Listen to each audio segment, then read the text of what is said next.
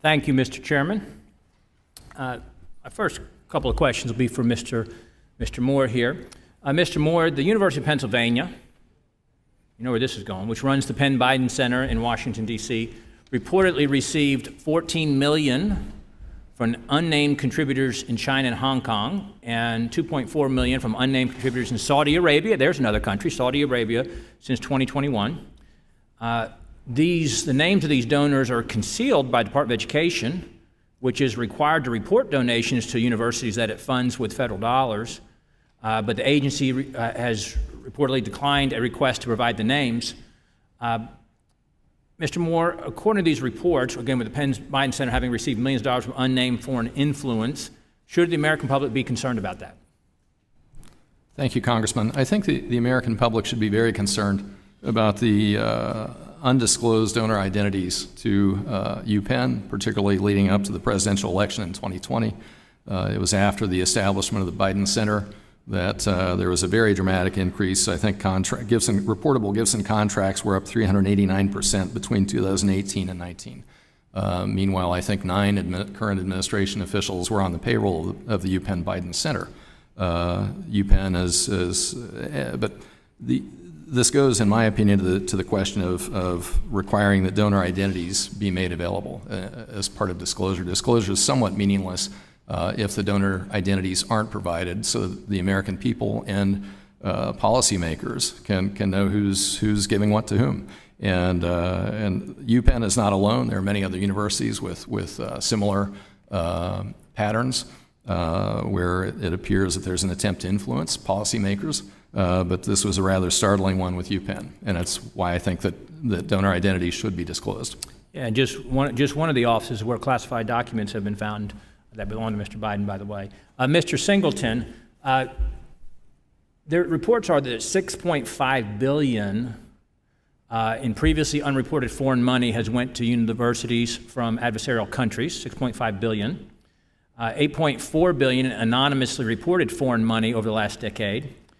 $800 billion is the total endowment of these, of the market value of the endowment of United States institutions of higher learning, by the way. $807 billion is the endowment, and yet we've got $1.6 trillion in outstanding student loans with exorbitant increase in college tuition.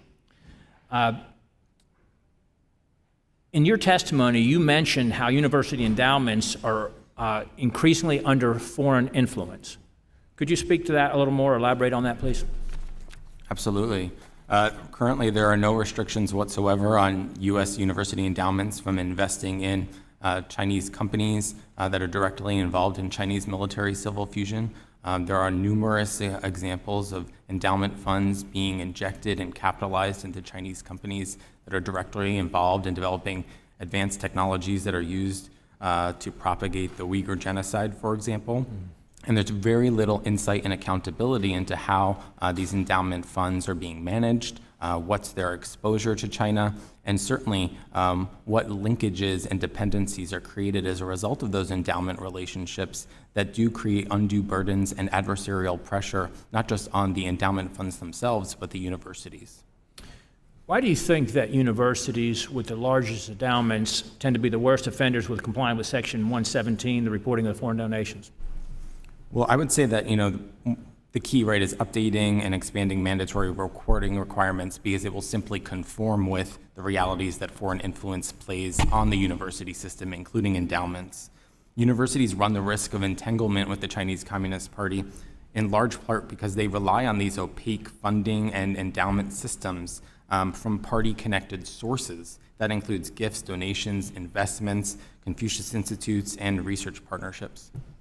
Staying with you, Mr. Singleton, in one of his first national security-related acts, President Biden, a year and a half ago, withdrew, or 2.5 years ago, I should say, withdrew a Trump-era rule requiring universities to disclose their terms of agreement with Confucius Institutes, which, of course, act as Chinese Communist Party outposts on college campuses. Why do you think he would do that? I'm not sure. You think of any good reason to do that? I'm not sure. I think it's worthy of pursuit in terms of investigation and hearings simply because we know that Confucius Institutes operate as outposts for China's United Front Work Department, which plays a key role in its political warfare.